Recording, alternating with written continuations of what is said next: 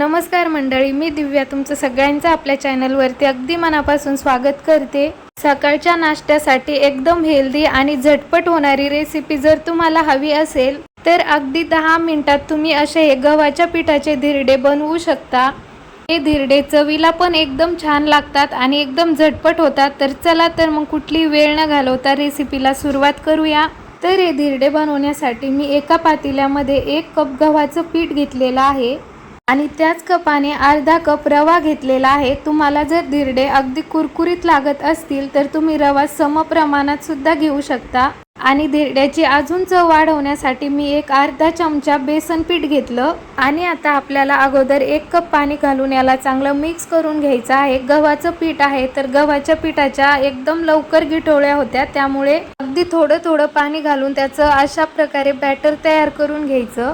त्यानंतर हे बॅटर झाकण ठेवून 10 मिनिटं असंच बाजूला ठेवायचं। तोपर्यंत आपल्याला धिरड्यामध्ये टाकण्यासाठी आपल्याला ज्या ज्या भाज्या आवडतात तर त्या आपण कट करून घ्यायच्या। खूप पौष्टिक आणि झटपट होणारे धिरडे आहेत हे, तर तुम्ही सकाळच्या नाश्त्यासाठी किंवा मुलांच्या टिफिनसाठी सुद्धा बनवू शकता। यामध्ये तुम्ही तुमच्या आवडीनुसार भाज्या टाकू शकतात। कांदा, टोमॅटो, गाजर जे तुम्हाला आवडत असेल ते तुम्ही टाकू शकता। तर मी फक्त मिरची आणि टोमॅटोच टाकत आहे। तर मिरची आणि टोमॅटो हे आपल्याला चांगलं तेलामध्ये परतवून घ्यायचं आहे। मध्ये थोडंसं झाकण ठेवायचं म्हणजे त्यामुळे टोमॅटो एकदम मऊ होईल। भाज्या परतवून होईपर्यंत हे बॅटर पण एकदम छान भिजलं होतं, त्यातला रवा पण एकदम छान फुलला होता। 10 मिनिटं भिजायला ठेवल्यामुळे हे बॅटर थोडंसं मला घट्ट वाटत होतं, तर मी त्यामध्ये अजून थोडंसं पाणी ॲड केलं आणि पुन्हा एकदा हे एकदम छान मिक्स करून घेतलं। त्यानंतर मग परतवून घेतलेल्या सर्व भाज्या यामध्ये टाकल्या। भाज्या टाकल्यानंतर यामध्ये चवीनुसार मीठ टाकायचं आणि एकदम छान प्रकारे मिक्स करून घ्यायचं। त्यानंतर गॅसवरती मी एक नॉनस्टिकचा तवा ठेवला।